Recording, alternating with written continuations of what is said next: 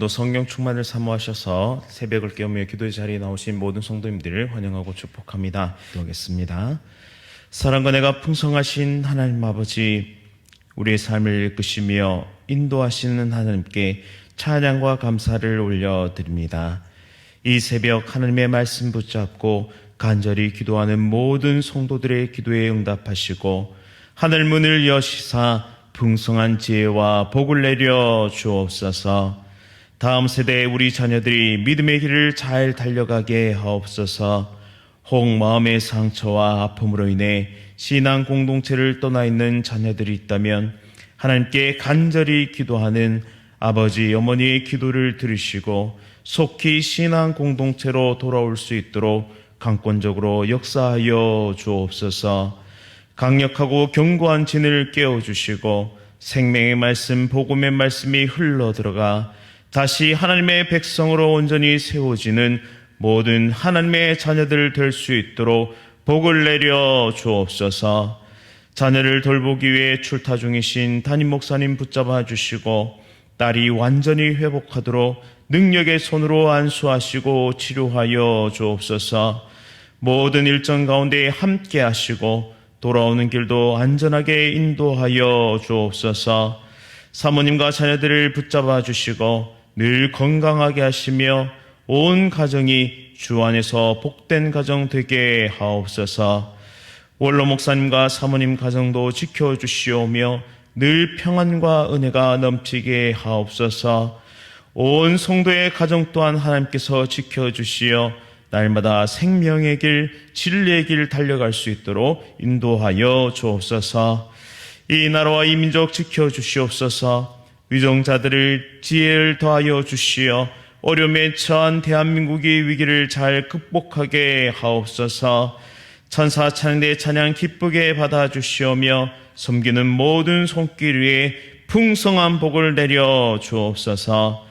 부족한 종의 말씀을 선포합니다. 하나님의 말씀을 제 입술에 부어주시고 진리와 생명의 말씀 잘 선포케 하옵소서. 예수 그리스도의 이름으로 간절히 기도드립니다. 아멘. 오늘 하나님께서 우리에게 주시는 말씀은 레위기 4장 1절부터 21절까지의 말씀입니다. 구약 성경 149면에 있습니다. 레위기 4장 1절부터 21절까지의 말씀, 한 절씩 교독하실 때 살아계신 하나님의 음성 들으시기 바랍니다. 여호와께서 모세에게 말씀하여 이르시되 이스라엘 자손에게 말하이르라. 누구든지 여호와의 계명 중 하나라도 그릇 범하였으되 만일 기름 부음을 받은 제사장이 범죄하여 백성의 허물이 되었으면 그가 범한 죄로 말미암아 흠없는 수송아지로 속죄 제물을 삼아 여호와께 드릴지니 그 수송아지를 회막문 여호와 앞으로 끌어다가 그 수송아지의 머리에 안수하고 그것을 여호와 앞에서 잡을 것이요, 기름 부음을 받은 제사장은 그 수송아지의 피를 가지고 회막에 들어가서 그 제사장이 손가락에 그 피를 찍어 여호와 앞 곧 성소의 휘장 앞에 7번 뿌릴 것이며, 제사장은 또 그 피를 여호와 앞 곧 회막 안 향단 뿔들에 바르고 그 송아지의 피 전부를 회막문 앞 번제단 밑에 쏟을 것이며, 또 그 속죄 제물이 된 수송아지의 모든 기름을 떼어낼지니 곧 내장에 덮인 기름과 내장에 붙은 모든 기름과 두 콩팥과 그 위의 기름 곧 허리 쪽에 있는 것과 간에 덮인 커플을 콩팥과 함께 떼어내되 어묵제 제물의 소에게서 떼어냄 같이 할 것이요, 제사장은 그것을 번제단 위에서 불사를 것이며 그 수송아지의 가죽과 그 모든 고기와 그것의 머리와 정강이와 내장과 똥 곧 그 송아지의 전체를 진영 바깥 재버리는 곳인 정결한 곳으로 가져다가 불로 나무 위에서 사르되 곧 재버리는 곳에서 불사를 지니라. 만일 이스라엘 온 회중이 여호와의 계명 중 하나라도 부지 중에 범하여 허물이 있으나 스스로 깨닫지 못하다가 그 범한 죄를 깨달으면 회중은 수송아지를 속죄의 제로 드릴지니 그것을 회막 앞으로 끌어다가 회중의 장로들이 여호와 앞에서 그 수송아지의 머리에 안수하고 그것을 여호와 앞에서 잡을 것이요, 기름 부음을 받은 제사장은 그 수송아지의 피를 가지고 회막에 들어가서 그 제사장이 손가락으로 그 피를 찍어 여호와 앞 휘장 앞에 7번 뿌릴 것이며 또 그 피로 회막 안 여호와 앞에 있는 제단 뿔들에 바르고 그 피 전부는 회막문 앞 번제단 밑에 쏟을 것이며 그것의 기름은 다 떼어 제단 위에서 불사르되 그 송아지를 숫돼지의 수송아지의 한 것 같이 할지며 제사장이 그것으로 회중을 위하여 속죄한즉 그들이 사함을 받으리라. 함께 읽겠습니다. 그는 그 수송아지를 진영 밖으로 가져다가 첫 번 수송아지를 사름같이 불사를 지니 이는 회중의 속죄의 제니라. 아멘. 속죄제와 정결함을 회복하는 신앙, 속죄제와 정결함을 회복하는 신앙이라는 제목으로 말씀을 선포하도록 하겠습니다.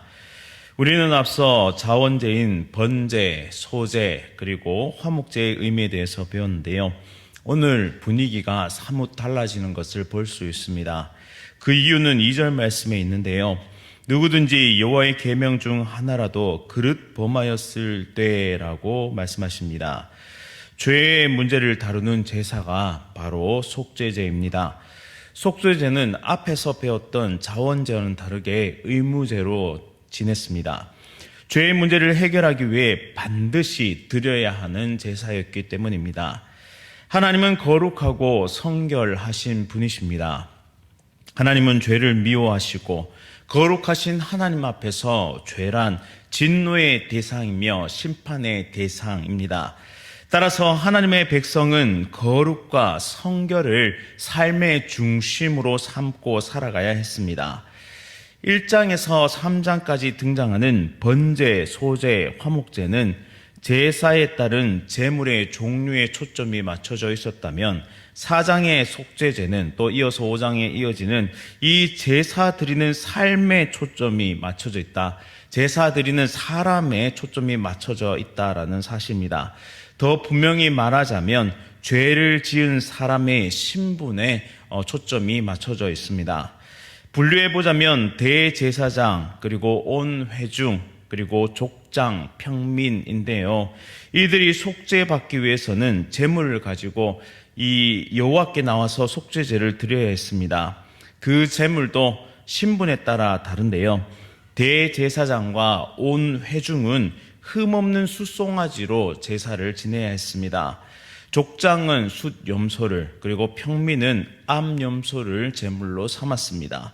이마저도 구하기 힘들었던 가난한 사람들은 암컷 어린 양을, 또 이것도 힘든 사람은 산비둘기 2마리를, 그리고 이것도 힘든 사람은 집비둘기 새끼 2마리를, 또 이것도 힘든 사람은 고운 가루 10분의 1 에바를 속죄 제물로 삼도록 명령하셨습니다. 이것은 무슨 의미를 담고 있느냐? 죄의 문제는 신분의 고하를 막론하고 빈부의 귀천을 막론하고 반드시 해결받아야 하는 심각한 문제라는 사실입니다.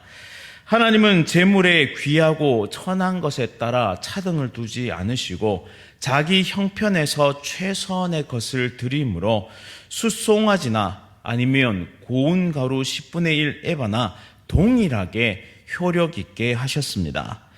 죄는 반드시 해결받아야 한다라는 점을 우리는 꼭 기억해야 합니다. 누구나 범죄할 수 있다라는 사실을 전제하기 때문입니다. 제사장도 회중도 족장도 평민도 부유한 자도 가난한 자도 모두 죄에 노출되어 살아가고 있습니다. 우리 삶에도 얼마나 많은 죄에 노출되어 살아가고 있습니까? 다양한 미디어와 매체들을 통해서 우리는 얼마나 쉽게 죄에 무감각해지는지요. 세상이 죄가 아니라고 아무리 주장하고 아무리 발버둥 쳐도 이 하나님의 말씀이 죄라고 말씀하시면 그것은 죄입니다. 진리의 기준이 절대 개인의 판단이나 혹은 사회 규범으로 규정 지어지는 것이 아니다라는 사실이죠. 죄를 분별하는 기준은 오직 하나님의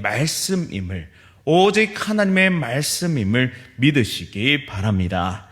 우리 아이들에게 가르쳐야 할 가장 중요한 것은 성경 말씀이 무엇을 선이라 말하고 무엇을 죄라고 말하는지를 분명하게 가르쳐야 합니다.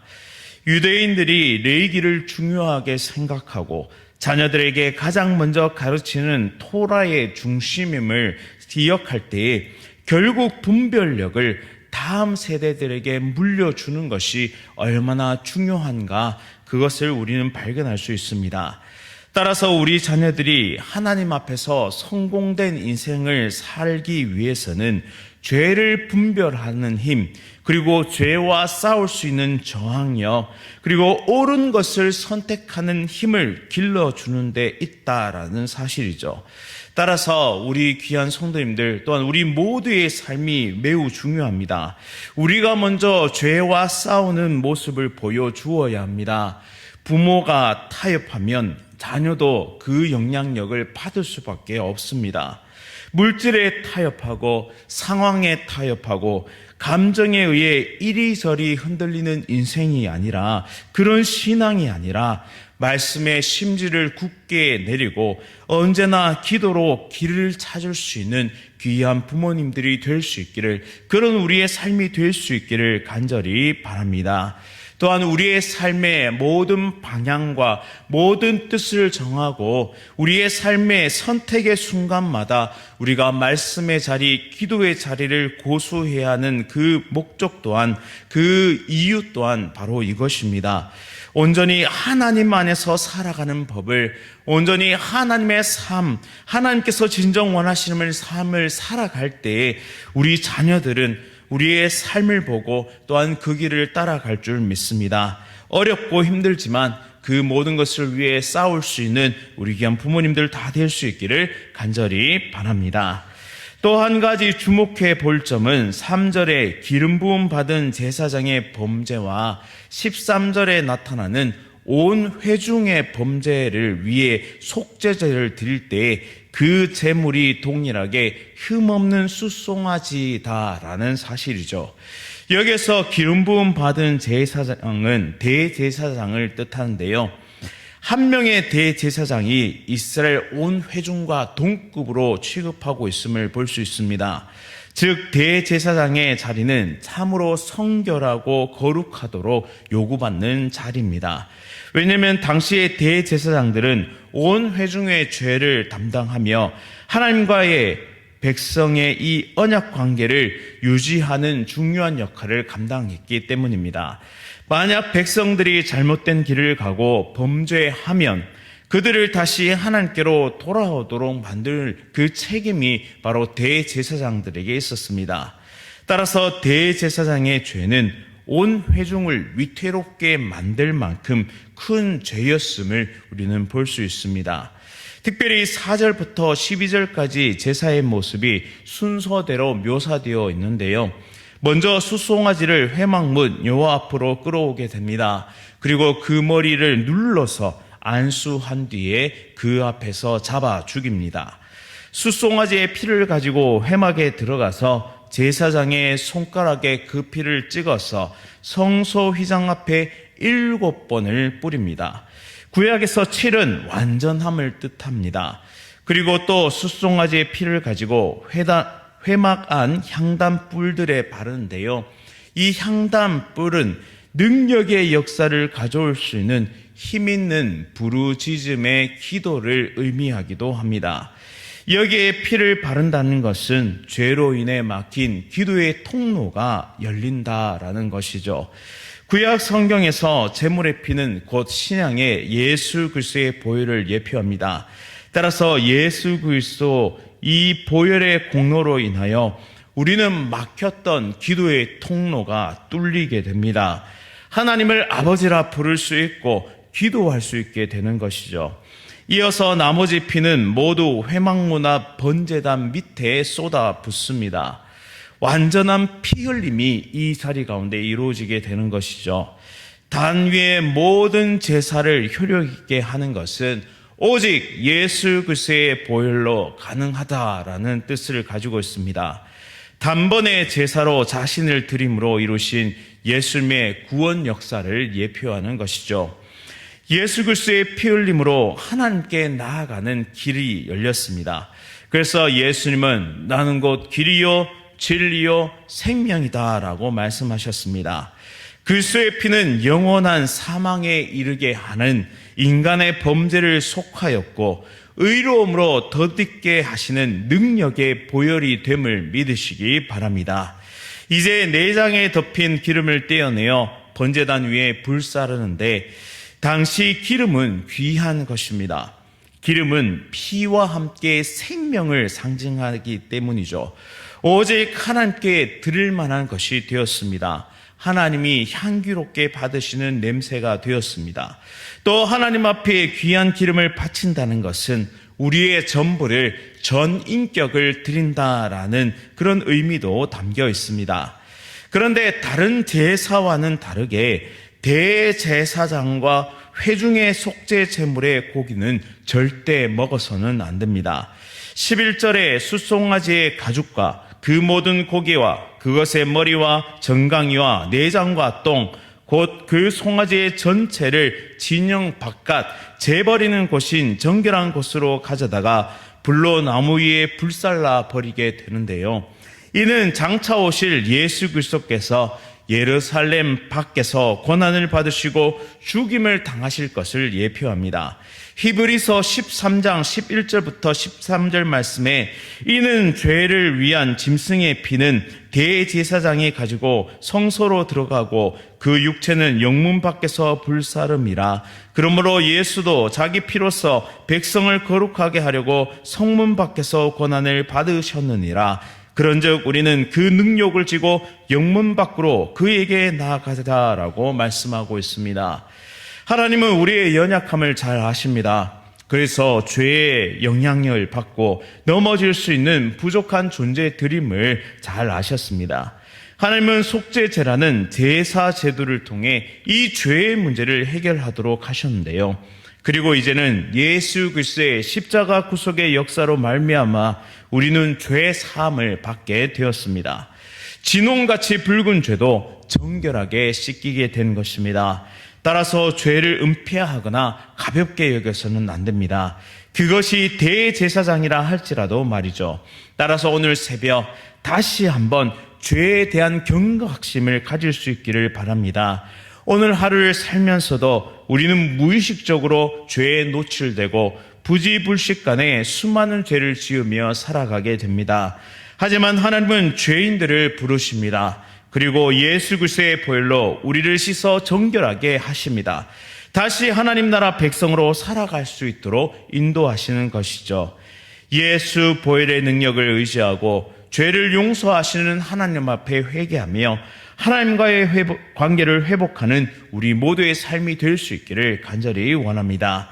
또한 나 스스로가 성경이 말씀하고 있는 성과 악을 분별하고 그리고 지혜를 얻고 살아내어 다음 세대 우리 자녀들에게 하나님 말씀대로 살아내는 분별력을 가르치고 순종을 삶으로 보여내는 성령 충만한 하나님의 백성 다 되시기를 간절히 원합니다. 이 시간 말씀을 기억하면서 함께 기도하겠습니다. 사랑과 은혜가 풍성하신 하나님 아버지, 오늘 속죄제를 통해 죄의 문제를 심각하게 다루시며 회개와 용서의 길을 열어두신 하나님께 영광과 찬송을 올려드립니다. 또한 예수 그리스도를 우리에게 보내주셔서 단 한 번의 완전한 제사를 통해 하나님께 나아갈 길을 열어주시고 우리를 의롭다 하시며 기도할 수 있는 특권과 은혜를 회복해 하심을 진심으로 감사드립니다. 또한 우리의 모든 죄를 회개할 때 용서하시며 우리의 죄가 진홍빛 같을지라도 우리를 희게 정결하게 만드실 하나님의 놀라운 은혜에 감사하며 오늘도 믿음의 길을 걸어갈 수 있도록 인도하여 주옵소서. 우리는 연약하여 누구나 죄에 빠질 수 있음을, 그리하여 또 넘어질 수 있음을 고백합니다. 성령 충만의 은혜로 죄를 분별하며 죄에 넘어지지 않는 삶을 살아갈 수 있도록 인도하여 주옵소서. 다시 한번 순종의 걸음을 옮길 수 있도록 인도하시며 특별히 대제사장의 죄책을 무겁게 보셨던 하나님, 우리에게 맡기신 직분을 귀하게 여기며 더욱 순결하고 정직하며 겸손하게 순종의 삶을 살아가게 하옵소서. 우리 자녀들에게 말씀의 기준을 가르치게 하시고 성경 말씀이 다음 세대의 옳고 그름의 기준이 되게 하옵소서. 오늘 하루도 성령 충만으로 힘차게 달려가는 귀한 대한가족들 다 될 수 있도록 인도하여 주옵소서. 예수 그리스도의 이름으로 간절히 기도드립니다. 아멘. 하늘에 계신 우리 아버지여, 이름이 거룩히 여김을 받으시오며 나라가 임하시오며 뜻이 하늘에서 이루어진 것 같이 땅에서도 이루어지이다. 오늘 우리에게 일용할 양식을 주시옵고 우리가 우리에게 죄 지은 자를 사하여 준 것 같이 우리 죄를 사하여 주시옵고 우리를 시험에 들게 하지 마시옵고 다만 악에서 구하시옵소서. 나라와 권세와 영광이 아버지께 영원히 있사옵나이다. 아멘. 오늘은 홍콩에서 복음 전하시는 하요한 선교사님을 위해 함께 기도하겠습니다. 첫 번째, 개척하여 섬기는 교회가 반석 위에 서갈 수 있도록. 두 번째, 현지 대학 사역을 섬기는 선생님들이 동력의 힘을 잃지 않도록. 세 번째, 가정교회들과 지도자들의 영적, 육적의 강건함을 위해서 홍콩 하요한 선교사님을 위해 함께 기도하도록 하겠습니다. 오늘 하루도 성령 충만으로 승리하십시오.